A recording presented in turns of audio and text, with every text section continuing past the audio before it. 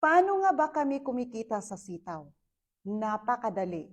Una, nag-download kami ng sitaw, sinabmit namin yung mga dokumento. Pagkatapos ng naaprubahan ni sitaw, naglagay kami ng maliit na puhunan. Tapos, nagkaroon kami ng mga produkto sa system.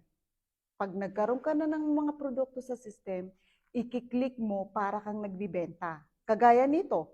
For example, nagkaroon ka ng ganito sa system, ibibenta mo.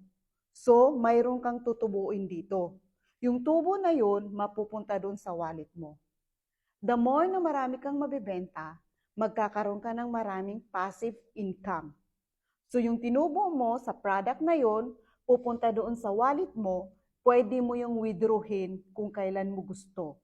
Pwede mo ring i-keep lang doon at paikot-ikutin mo habang tumatagal, lumalaki. It's up to you. Ganun lang kadali. Ganun kami kumikita sa sitaw. Kagaya ngayon, bumalik na sa wallet ko around 32,000. Etong 32,000 na to, pwede ko siyang withdrawin. Pwede ko rin hindi withdrawin para ipaikot ko ulit, paikot ng ipaikot sa mga product para lumaki yung kita ko. Nasa sayo yan. Kaya wag mo nang palampasin ang pagkakataon. Mag-umpisa ka ng magnegosyo kasi sayang ang panahon. Maganda ang kumpanyang to, maganda ang business na to. Kaya try to sign up or message me para ma-assist kita. Yun lang. Thank you.